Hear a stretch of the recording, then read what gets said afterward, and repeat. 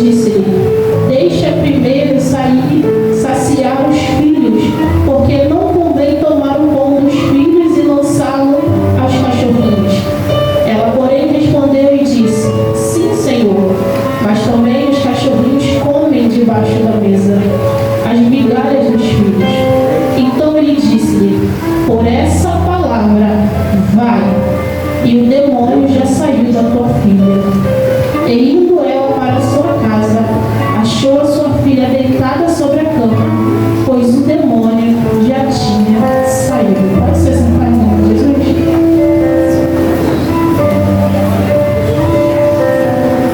Aleluia.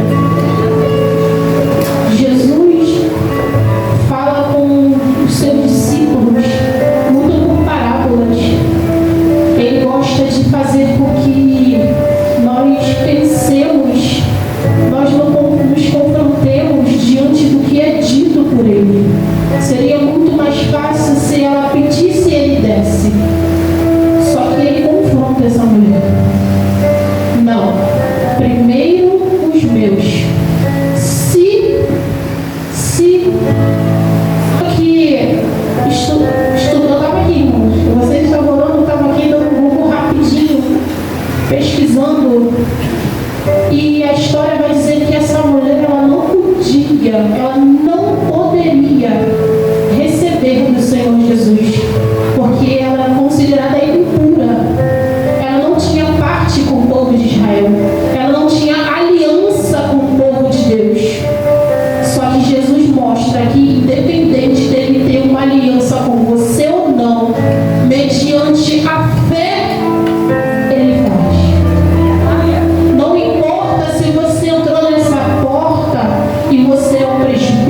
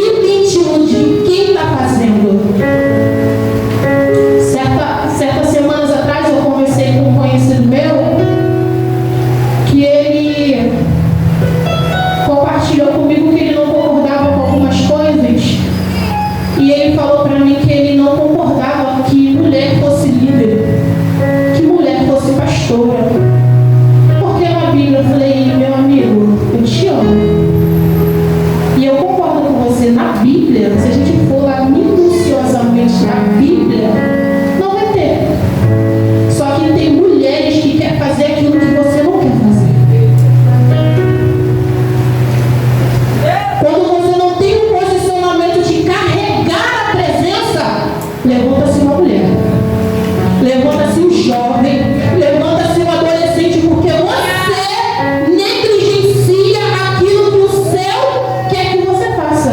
Então é mais fácil colocar a culpa ou apontar como os fariseus, mas não é costume. Só que cadê você para poder carregar a presença? Cadê você para ser liberto da tua hipocrisia? Eles requeriram que Jesus os condenasse, mas eles estavam roubando a herança dos seus pais, colocando como se fosse uma oferta ao altar. Ei, que oferta suja é essa que você está entregando? Aí depois você vem com desculpa. Não, mas é que nada. Lá em Daniel diz: Tetelestai, pesaste e foste na balança. Como que está a tua balança diante da presença? Quando os olhos do Senhor começam a pairar sobre a terra, como é que está o teu balanceamento com Jesus? Eu quero ser liberta, mas eu quero o favor de Deus, mas o quê? Mas o quê? Mas a pastora Carmina marchou na tua direção e revelou a tua vida? Mas a missionária Tamires nos jejuou 3 dias, jejum de Esther para tua casa ser liberta? Cadê você diante da presença? Cadê você diante do Mestre? Porque Jesus aqui, ele fala por parábola, como se a salvação primeiro fosse para a casa dele. Naquele grande dia haverá separação. Os salvos que vão ficar ali, salvos, e os que vão entrar no lugar separado, nas ruas de ouro. Haverá para os dois, para aqueles que carregaram a sua coroa com fidelidade e para aqueles que também creram, mas no meio do caminho.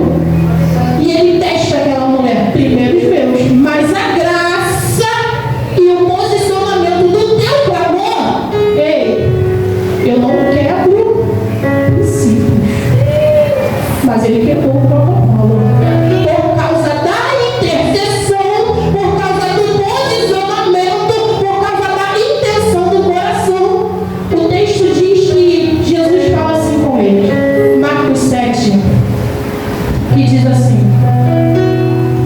nada fora do homem que entra nele o possa contaminar, mas o que sai dele é o que contamina o homem. Se alguém tem ouvido para ouvir, que o ouça.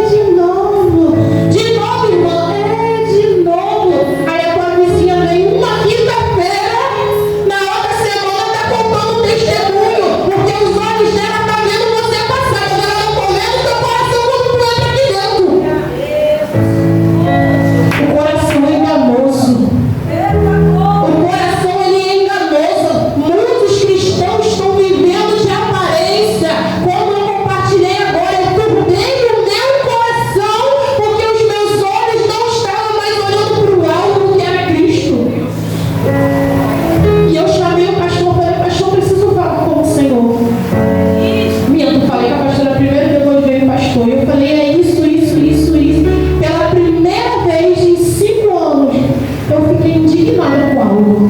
Eles me olharam assim e eu abri o meu coração, porque pecado confessado, irmão, é pecado liberto. Não existe eu chegar aqui na frente e colocar a mão e baixar e rodar se eu carrego sujeira. Não adianta. Eu sei quem eu sou. Vocês não sabem. Eu sei quem eu sou. Eu vou viver uma vida de hipocrisia. A primeira coisa que eu fiz quando o pastor falou comigo que ele começaria a me dar oportunidades de trazer a palavra, eu cheguei em casa e eu chamei meu esposo. Falei para ele assim, olha, o negócio tem que mudar. Aí ele foi no meu mercado. Mas sabe por quê? Lá embaixo eu falo verdade. Bate de frente, confronto. Como que eu vou subir no púlpito de hipocrisia? Se a minha casa não estiver alinhada com o propósito, o que me cabe subir aqui, irmãos, para pregar algo que eu não estou vivendo? E eu falei para Deus, olha só, Deus, o senhor é maluco. O senhor é doido, porque eu sou bem sem filtro. Aí embaixo, algumas pessoas que às vezes estão perto de mim, aí vem sair um negócio assim, bem sem filtro. Falei, como é que é possível isso, Deus, no púlpito? Né? Essa aqui me exalta o tempo inteiro. Só que eu não posso subir aqui com hipocrisia. Ele gosta, igual o pastor fala, de um guaracampe. Eu falei, olha só, se tu chegar aqui me perturbando e eu tiver que pregar, eu vou falar, não dá. Falei, porque não adianta eu pregar um Jesus que liberta, um Jesus que transforma, que dentro da minha casa o negócio está estreito. Eu não estou profetizando, eu não estou achando, eu estou deixando os meus lábios confrontar aquele homem. Não existe eu trazer vida no altar, se dentro da minha casa eu estou matando. E eu falei para ele, o negócio tem que mudar. Como é que faz? E você aceitou bem? Aceitei. Eu aceitei. Eu não aceitava, estou apoiando, não sei o que, então agora eu vou apoiar fazendo. E pela misericórdia eu estou aqui. E eu vou falar para vocês algo que aconteceu, porque o Senhor, Ele é maravilhoso. No trabalho, qual Deus abriu a porta para ele não pode beber.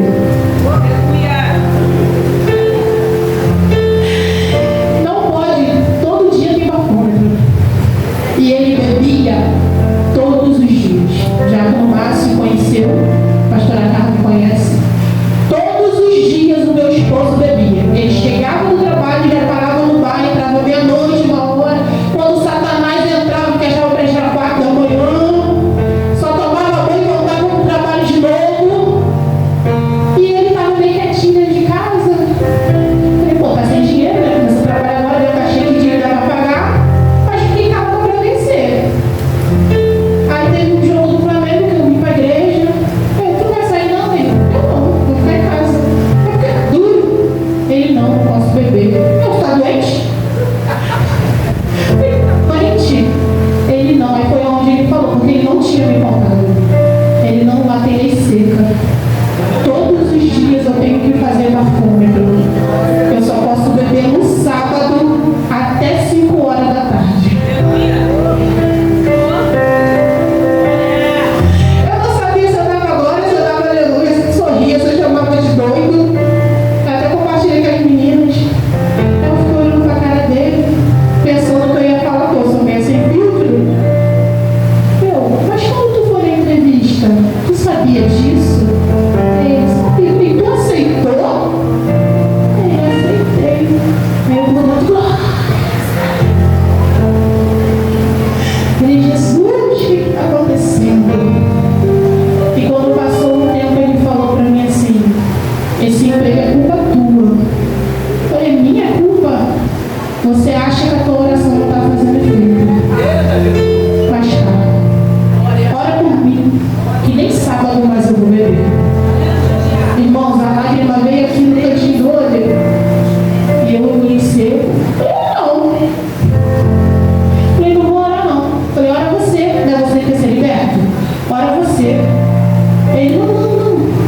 Vai orando aí, que uma hora eu consigo. Então, irmãos, é posicionamento dentro do teu cenário.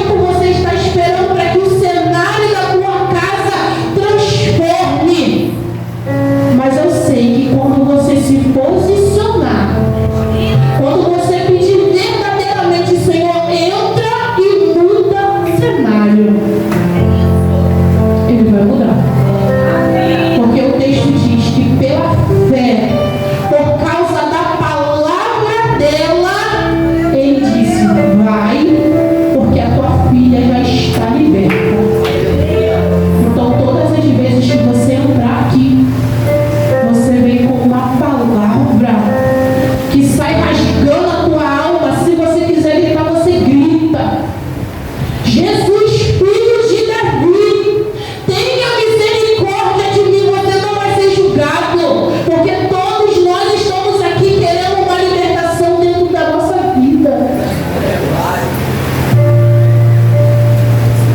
Irmãos, eu tenho uma palavra liberada sobre a minha vida. Quando Jesus fala assim, eu estou cuidando, eu estou guardando, eu estou livrando. Aquieta, calma o teu coração e ver o que o Senhor tem feito na minha vida. É libertação, irmãos. Está aqui em cima é libertação.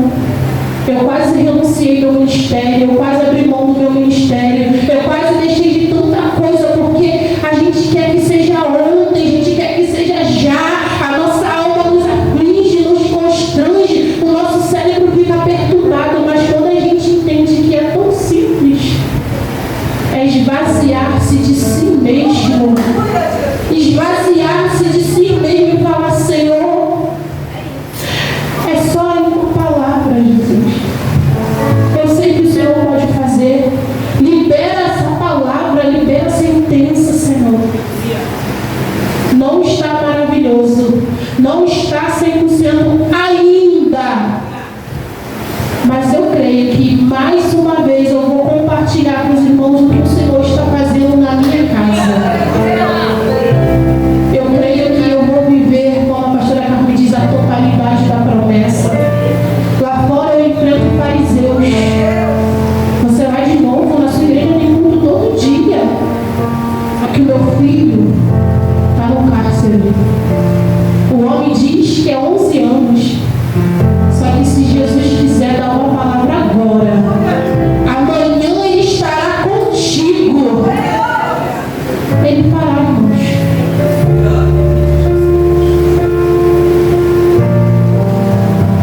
Eu andava angustiada com isso, porque eu questionava a Deus. Como pode, Jesus, eu estar fazendo a tua obra e o Senhor permitir isso? Só que através disso, olha onde eu cheguei. Eu não orava, eu não gostava de vir aqui na frente. As irmãs são testemunhas, eu não gostava. Que por não me deixa lavando no banheiro, me deixa. E o Senhor falou, o teu tempo está acabando. Eu falei, vou morrer então. Já pensei que era morte. E falou assim, olha para os seus. Olha para os seus. Se você não entrar, eu vou começar a tocar. E eu fiquei ainda procrastinando. E quando o reboliço aconteceu, o Senhor falou, ou tu entra, ou tu entra. Estar no púlpito foi por causa da dor de ver meu filho no cárcere. Eu aceitar estar aqui trazendo a palavra que liberta, que transforma, assim como essa mulher foi por causa da filha. Eu estou aqui por causa dos meus filhos. Eu estou aqui por causa da minha mãe. Eu estou aqui por causa do meu esposo. Eu estou aqui porque tem pessoas atrás de mim que dependem do meu amor, depende da minha oração. Jesus não precisava vir a esse mundo. Ele não precisava ser açoitado. Ele não precisava. Mas por causa da tua vida, por causa da tua situação, ele veio, passou, suportou e venceu. E mais à frente vai falar sobre o soldado que viveu todo esse trajeto com Jesus. E quando ele entendeu que a cruz não era para Jesus, irmãos, ele era o soldado enviado para açoitar, para participar da crucificação do próprio Jesus. A Bíblia diz que ele se rendeu diante daquela cruz. Foi o primeiro homem a testemunhar da graça que Jesus é o Salvador. Foi um homem que não cria, perseguidor, que açoitava, que partilhava da perseguição. Teve que reconhecer naquela cruz que ele era o libertador. Então que nessa noite você veio entender que a cruz veio para me libertar, para te libertar. Só que você precisa reconhecer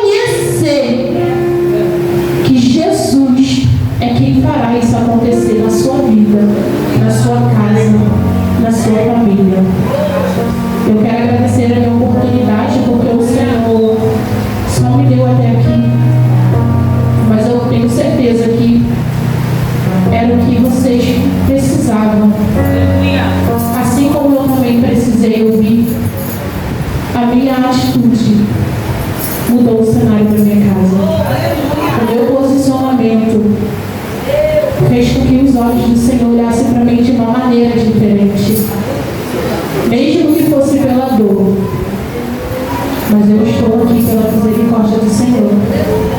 Então vamos parar, irmãos, de olhar para a direita, para a esquerda, seguir os costumes da terra e vamos ser mais obedientes aos mandamentos a qual o Senhor tem para mim e para a tua vida. Negue-se a si mesmo,